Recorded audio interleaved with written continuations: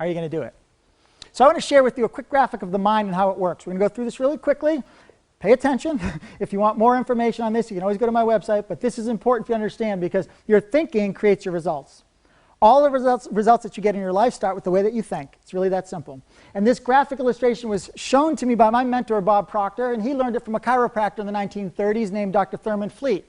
And he said, you know, people can't understand unless they have an image to work with. And when we say mind, people don't have an image to work with because they can't see anything. So he created this graphic illustration of the mind and how it works, and it literally changed my life. And it's changed the lives of thousands of people all over the world just understanding this.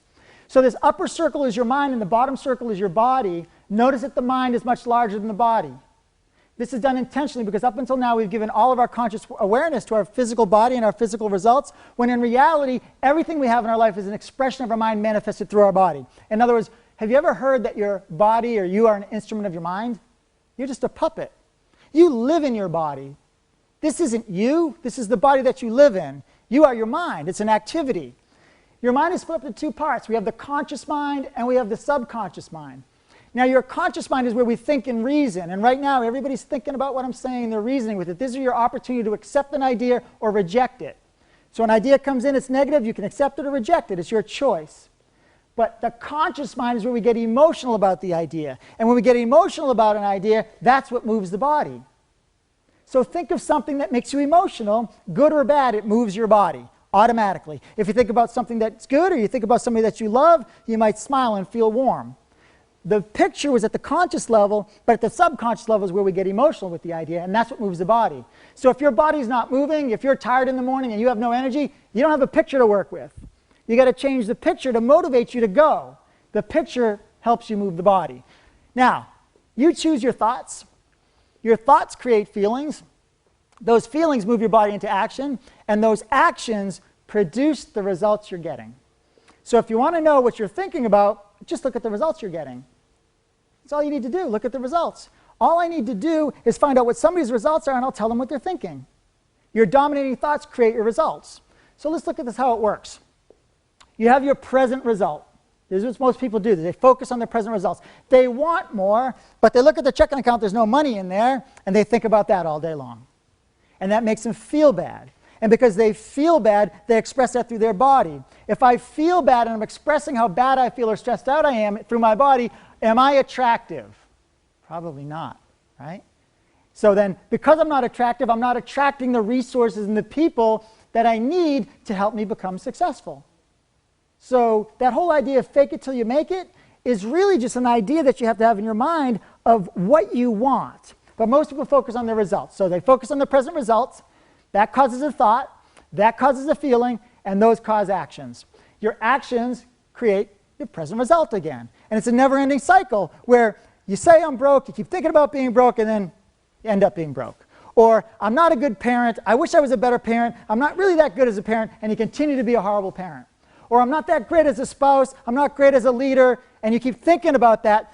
That causes your body to act, and you keep getting the same result over and over again. It's a never-ending cycle that most people can't break out of.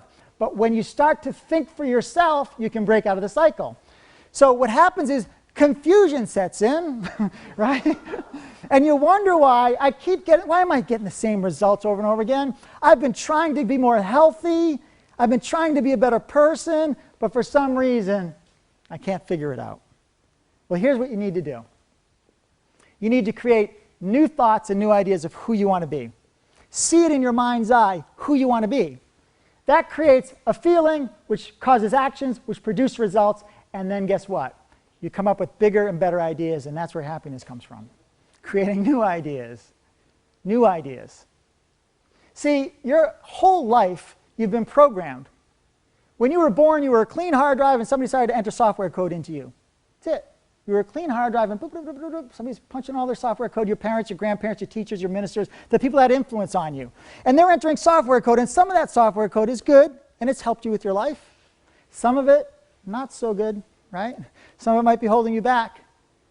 See, you end up being a product of somebody else's ideas, beliefs, and behaviors. You probably have the same religious beliefs as your parents, the same political views, the same views about money, the same views about relationships, whatever it might be, because somebody programmed you. Now, if there's some areas in your life that you've been programmed that didn't work out so good for you, don't call your parents and say, Phil said that you ruined my life. It's not their fault because they were programmed. It's generational. That's why when you see somebody who's on welfare, it could be fourth, fifth generation. It's not their fault. That's the way they've been programmed. And you see people that are wealthy, fourth, fifth generation wealth, it's because that's the way they were programmed. How were you programmed? You ever hear you're just like your mother, you're just like your father? My wife always says, you're just like your father. Fortunately, he's brilliant, funny, good-looking, all the great qualities, right? Fortunately for me, but yes, I am programmed just like my father.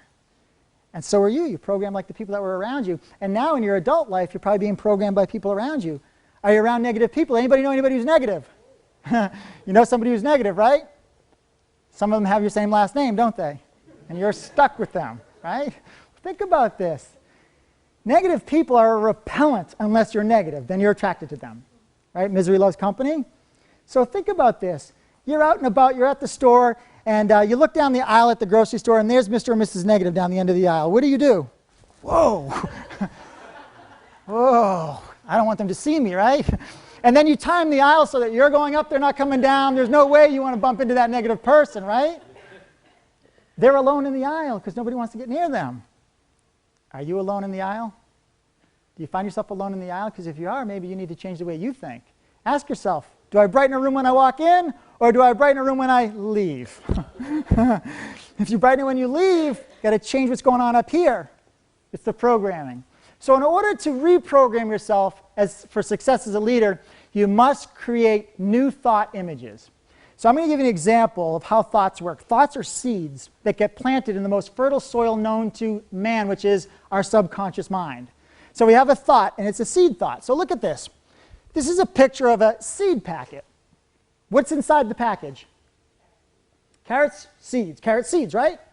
On the outside of the package, carrots. The carrot seed picture, the carrot picture is your conscious mind. It's where we create the picture of what we want. Okay, so we see this image. The seed is the thought. We take the seed out of the package, we plant it in the ground, and we nourish it, and we feed it, and we care for it, and what happens? Eventually, a carrot comes out of the ground, right? Because we put all of our focus and attention on that, and we grow a carrot. Your thoughts are the same way. You have a thought, you plant it into fertile soil, which is your subconscious mind, and then you focus on it, and you see it, and you visualize it, and you think about it, and you get passionate about it, and it grows. The problem is, most people's seeds in their packet are of what they don't want. They're always thinking about how, I don't want this, and I don't want that, I wish I wasn't alone, I wish I had more money, I wish I had a better job, and they're planting seeds, and they're nourishing those seeds. You have to avoid nourishing those seeds and start nourishing the seed that you want on your package. Because when you do that, the other seeds die for lack of nourishment. It's what you focus on that grows. So what is the picture on your seed packet? Is it of what you want? Think about your dominating thought. What do you see?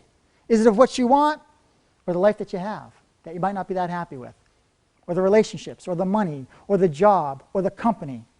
What do you see? Because whatever you see and you focus on is going to grow. So you got to change